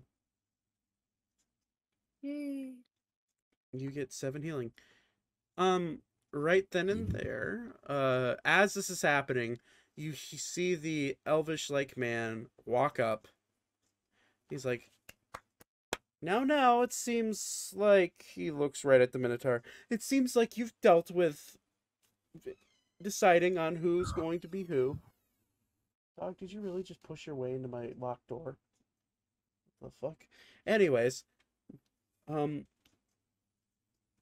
so, without further ado, I present to you my boss, head librarian Leon. We will not discuss his last name because he has asked us to. Anywho, Leon, and you see this little, you see this relatively stout individual, very skinny, human, probably shorter than a human, probably around 4'5", 5 foot, like in that range, on his feet. But he has these massive, translucent butterfly-like wings. His hair is like a rose gold, spiked, and he's wearing a tightly fit, like bluish royal blue and gold jacket. He's wearing his pants. He has like tightly fitted leather slacks, and like pretty basic dark leather boots. He is a what looks to be, he has pointy ears.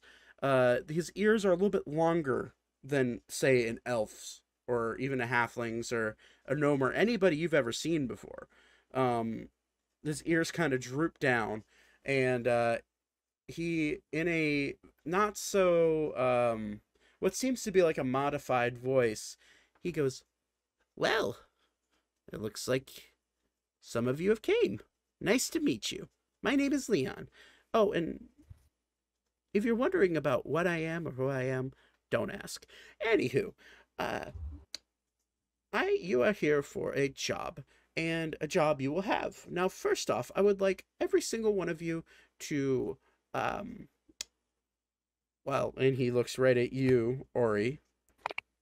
Make sure you sheathe your weapons, and, oh, and he snaps his fingers, and you see the Minotaur that's laying on the ground. You see him start to float, and you see him slowly levitate over to the side of the street, and he gets slowly placed down. He's like, good, now we've cleaned up our square a little bit. Now, should we go inside to the library to discuss employment? And you see Vaten go, well, he is not supposed to be here. Job? And he looks right at Leon. Job, yes, that's why you're here. Come on in, come. And okay. And you guys, it's up to you. You guys want to go into the library with a good old Leon? Yes, I'm gonna follow him. Okay. I will follow. Yes, I will follow. Okay. How far is the Minotaur? He probably floated him away about 30 feet. Can I walk over there real quick? Sure. I forgot something. He's gonna rip one of his horns off. Make a strength check. Okay.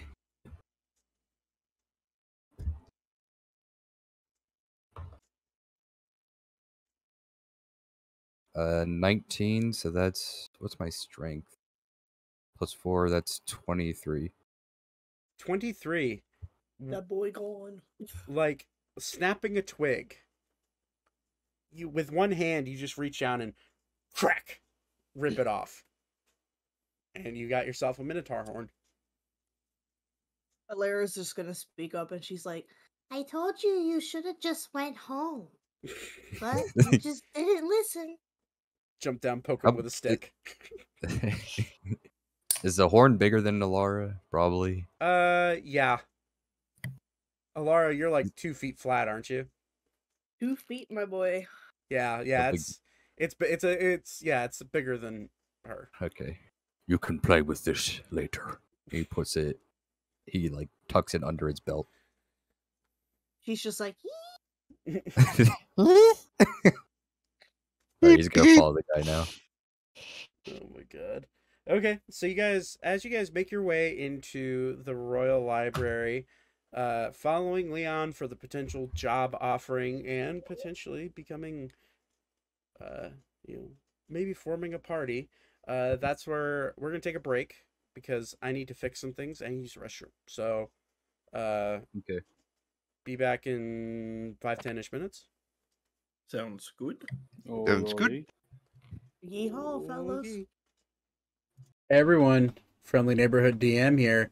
This is just the PSA to let you know that our show is found over on Spotify and Audible, as you've probably seen in the little token badge thing at the bottom left screen of the show.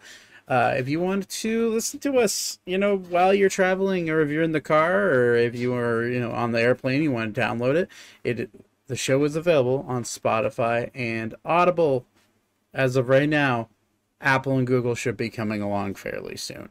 That being said, if we're ever doing a live stream over on our Twitch channel, the podcast will be uploaded more than likely either the day or the day after that, after the live stream. So more than likely it'll be Monday or Tuesday, since most of the time we'll be doing our live streams on Sundays. So if you want to go check that out, that'd be really cool. Have a good day, guys. Enjoy the games. Bye-bye.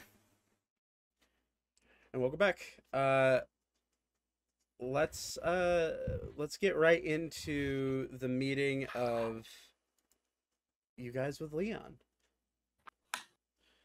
All right, so we are walking into the Royal Library in order to meet with the head librarian, Leon. He is a lanky humanoid with really more of an elvish looking person with really long floppy ears, probably about just under 5 foot tall. Rose blonde hair, pretty short, spiky, with what seemed to be translucent butterfly-like wings strapped to his back. As you guys walking, he's like, welcome to my library. Let's sit down over here. He looks right at you, Ori. I don't think we have chairs that can fit someone of your stature. Illyra's just like, Well, you better make one before he gets angry. Okay. Is there anything to sit on? Looking around, yeah, there's with how tall you are, you're about the size, you're about the height of a normal bookshelf. But there are a few of the shorter, smaller bookshelves. You could try to sit on that if you want. I'm gonna sit on that. crisscross applesauce. As you go to sit, he's like, "What? We can find you a chair," and crack, breaks it. I mean, the second you sit down, you're 500 pounds. I know. I wanted that to happen. And you fall straight through. He's like, "Those are at least they're not that expensive." Oh God. Okay. Maybe this one's stronger, and he goes over to a different one. Oh no! Stop it! Oh, guess he'll stop. Sir, please. We'll find you something to sit on. Just give it a moment, okay? Make it quick. Okay. God. He's getting angry. What the hell? Where'd the voice What come? the fuck is that? Where'd the voice come from? Here! You can't see me? Oh, nice to meet you, little one. Hi. God, you are so red. Yeah, I am. You like my froggy? Froggy? And he all of a sudden he starts to float. He flies up a little bit. And Wow. you see Ori, look, he can fly. And Anyways, this is Froggy. Froggy. Demon. Nice to meet you, Froggy. And he with one finger pats Froggy on the head. He's like, well, I didn't see you up here, little one. I am so sorry. You're friends. And he looks at you. Ori, now he realizes you're guy. you're eye level with Ori now. It's like He's really close. He's like, you're a really large individual. He's gonna gently kind of push him away because he's too close. And he floats backwards. He's like, now, wow, you're strong. You might be fit for this job. Yes, Can I shares. make an Arcana check to see if I can determine what Leon is? Yeah, absolutely. It's Leon Kennedy. I'd kill Leon before he does that. I'm just kidding. Jesus. If you could hit him. It's a 12. I'm not gonna get. I'm not. A 12. Yeah. You, being from where you're at, and the wealth of knowledge that is from your country, and your knowledge on the arcane arts, this is definitely not a arcane art that he is using to fly, and it's definitely not a you don't recognize what he is, but you have heard tales of humanoid-like figures with these types of wings, that tend to be around during important times in history. Okay. Um, I'm just gonna kind of let the metal like dissipate from my face, so that part of my armor's off, so you can actually see the tiefling portions of me. Would Thaddeus have any knowledge of the history? with Thaddeus being of Fey, having some Fey descent, being in a royal lineage of an elvish family, with the 17 you just rolled, you would know, and you would know that he is, actually, we have a whisper area, for this exact reason, so be right back. We just lost Austin, by the way. Oh, did we? Yeah. Does internet die? Maybe. Okay. It looks like it may have. Well, we'll be right back. Okay. Todd, you would understand that Leon is in fact a fairy. And he has changed size in order to make himself look more human. But he is currently hiding this from the people he's trying to hire. And would I have an understanding that there's a reason he is hiding it? Yes, because Fae are the Fae are considered more of a deity. He is most Fae people tend to stay in their homeland, and they tend to just let the people that are of their ancestry do the talking and do the exploring of the world on their behalf. But him being in the world and in the largest city in the world is very unusual to you.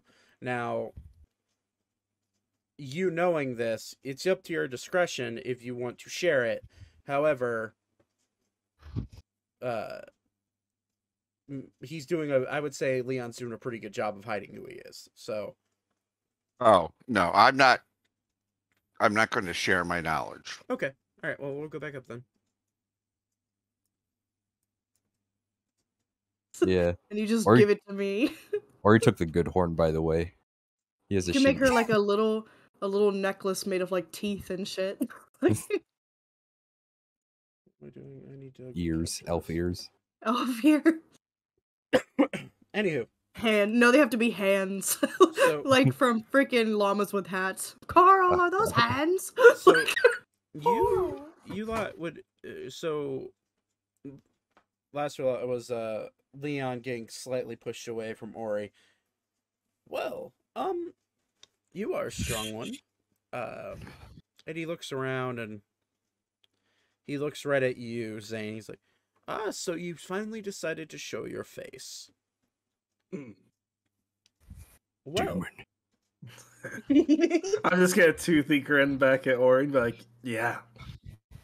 well, it's not Poor devil. It's not every day that you get to see a Minotaur looks up and a tiefling or devil spawn, however you want to call them, in our presence. Hey. What? Yes. Continue. Okay. Anywho, now let me get this straight. We need to find you a chair first. Oliver, and he looks right at the elvish man. Can you find me a block of wood, please? And Oliver's like, very well, very well. I And he- prefer stone. Stone. It can be done.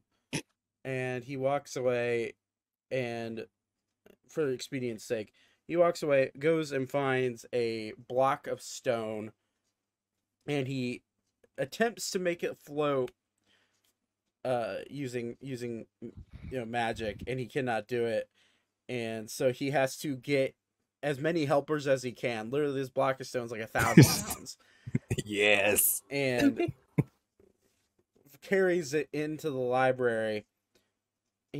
He's like, boss, can you make this? Oh, and Elaine's like, oh yes, sorry. Oh yes, sorry. And he snaps his finger, and the block of stone starts floating towards you, Ori, and boom, sits on the ground for you to sit on. Perfect. He sits. Yeah, will do for me. Okay, sorry, Just- I'm messaging just- Austin back real fast. It's okay. We could. I'm assuming his internet died. 'cause His he's not power died. online. Oh, Even worse. So Yeah. he's gonna be second. Trials and tribulations of trying to record something over the internet. Anyways, so now that we got seating taken care of, introductions are in order. My name is Leon. You do not need to know my last name. You do not need to know what I am. I'm sure you're curious. I'm sure some of you may be in tune to who I am or what I am. However, there is a job to be had, but first I'd like to have you introduce yourselves to the party, because if you lot do choose to take on these endeavors, you will be working together. So, how about you, big guy? Who are you?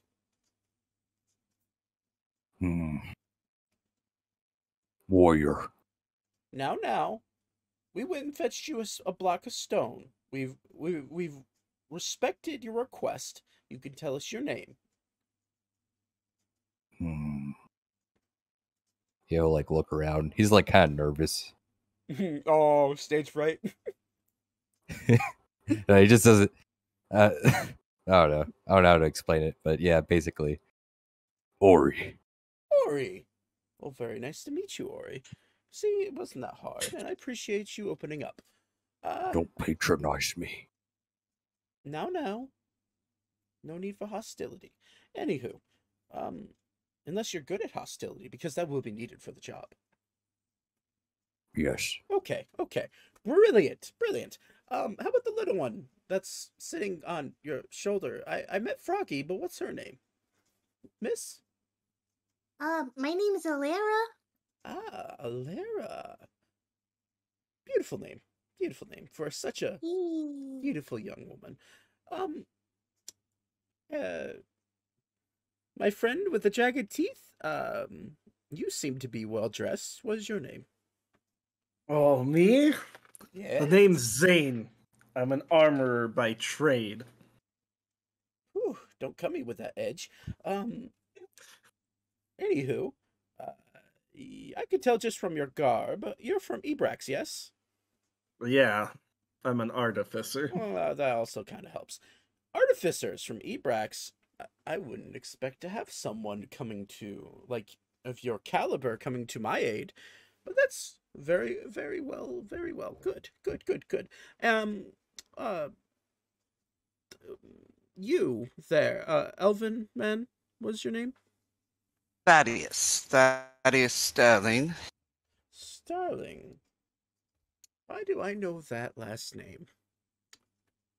The lands of the Auburn in Elmsford Forest of Zagreus. Yes, I'm Zagreus, yes. sure you might be familiar with the area. Auburn, yes. I am very aware of the star. Yes, I do know. I do know of it. Yes. However, as to why an elven fledgling is in Artemis and not still tending to his woods is beyond me, and that is for you to keep to yourself. I do not need to know unless you want to share with the crowd, but knowing how the elves work, you can keep it to yourself. Let me just say that I seek what is true in my heart, and for this I must journey. Understood. Anywho, yes, the lizard folk man that's seems to be keeping to himself. And Vatan, yes, yes, he does not know why he is here. Was selling meat, and meat has brought him here. Oh, were you not here for the job posting? Job posting? Well, I mean, money good. So, sure. What is job? Well, we will get into the job details as soon as we can. But yes, Vaten, good to meet you. I will definitely make sure that we brief you more on the job at hand. That being said, our Tabaxi young man over there, very few words. I did see a performance outside. I did enjoy it. And the beep, according to Austin. He literally wrote beep for what I asked what he should say. It What is your name, young man? Beep. Beep? Beep. Beep? Beep. Okay. I guess this one is beep. Anywho, so that great, sire, sir. yes. In my short time of knowing him, that's all I've heard is beep. Beep. Understood. I'm assuming he's beep.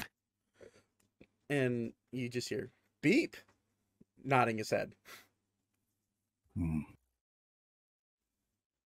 And Leon's like, well, okay. So now the introductions are out of the way, we should go over what the job is. This job will pay upon completion, and you will get a small sum for travel expenses beforehand. The goal is we've been hearing some very disturbing tales coming from the regions around Artemis. We've been hearing that children have been kidnapped in the night. We've been hearing wives, newlyweds, being slaughtered at the altar. We've heard disturbing tales of folk who aren't necessarily of elven or human descent being sold into forced labor.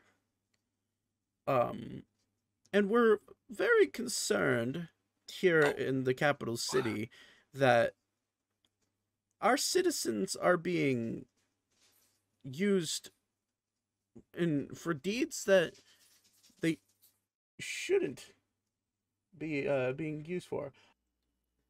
Right. Job description. Well, as I was saying, there's children missing. The curious part about brides being kidnapped at their altar by unseen forces, I really don't know why that's happening. Also, there's tales of man-eating monsters and all sorts of weird things going on just north of the city. Well, to be exact, northeast of the city, up in the Black Run Forest at the base of the Haverlow Mountains. There's a town surrounded by forest that is goes by the name of Keister. Keister, you see, has had a mass disappearance of their children. Children have been plucked one by one at night, and it seems to be that it's only one child a night. Now, they're running out of children, so it'd probably be best to head over there. Unfortunately, it is a bit of a distance from Artemis, and it's about, I'd say, if you follow the road, it'd be 10 to, probably, oh boy, my distance is off. About a good 60 miles, 70 miles, maybe longer.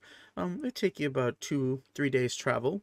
Are you providing travel accommodations for this? Yes, we would provide either a horse and buggy, like a carriage, or if you want individual horses, you could do that. Now, however, for my big friend here, we could provide another mount that would carry you and your tiny little friend.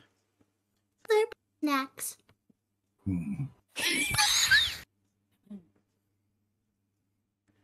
Okay. Now, what I would be paying you up front would be anywhere from, depending on the accommodations for travel, which I would cover, I would pay anywhere from 300 to 400 gold per person to start out, and then if you come back with after a successful journey and you figure out what is going on in the town of Keister, and you get to the bottom of why these children are disappearing and what are up with these man-eating monsters around there, then we could talk in the range of 2,000 to 3,000 gold per person.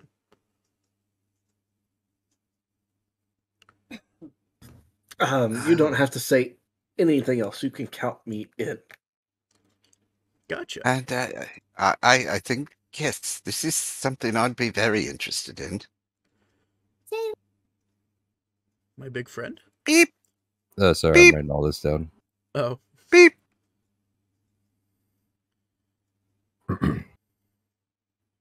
Deal. A deal it is. I will be arranging your travel here in the next day. You will be setting out tomorrow, probably tomorrow morning. I will have all the details for you. I believe a contract is in order. Now, mind you, you will be meeting 2 individuals, somewhere along the road, or it could be in Keister. I honestly don't know. I sent them ahead a while ago, and they know these trails pretty well. So, you will be meeting up with a small man that goes by the name of Aiko, and a little woman. She's a rabbit person, a Herringon to be exact. Her name is Elka. You'll be searching for them, and they will aid you in your search. Now, they're trusted by me, and you would do your best to get along with them. So, that is where we're at with that. Now, does anybody have any questions? How are you deciding who gets paid 300 to 400 gold? Now, it just depends on what I'm saying is the overall travel expenditure. Now, this also includes your rations and any other materials you would need for the road. Beyond nothing beyond the normal, so food and transport, and standard camping gear. Once I understand what that price is, then I will gauge how much it costs, how much I'll be paying you, but it'll be anywhere from 300 to 400.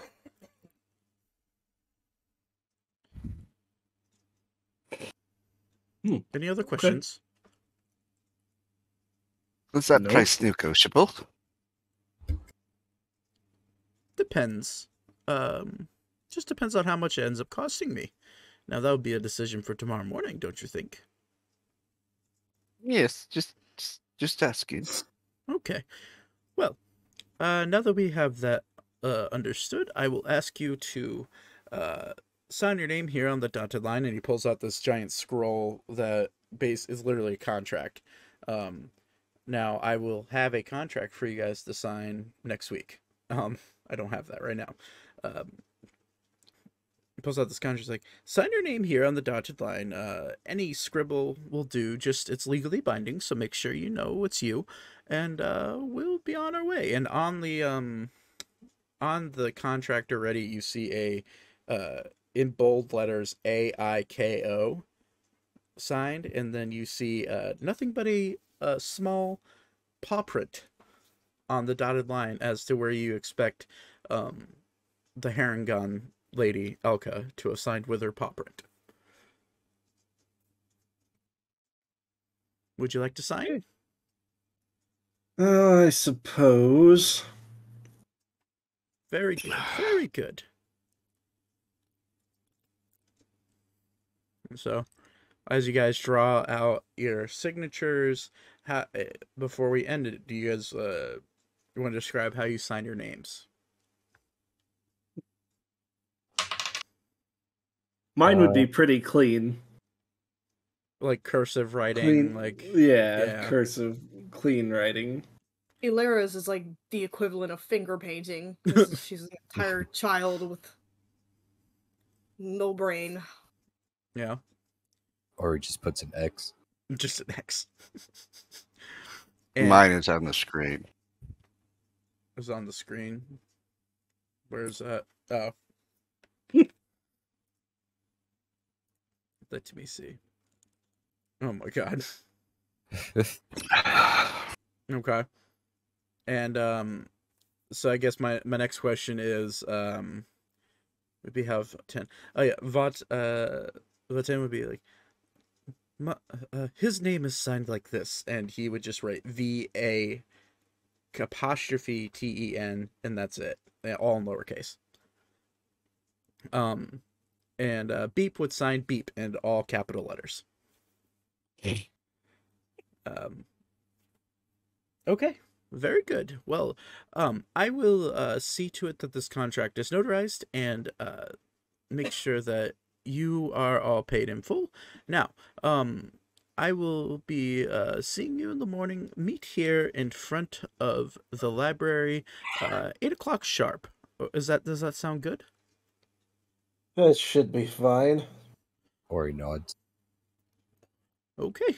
Well, if there isn't any objections, that will be it. I guess see you in the morning. Goodbye. And he floats off and disappears somewhere into the library. That's where we're gonna end it. Because I got a dog behind me, and it'll probably be next Sunday when the next session will be.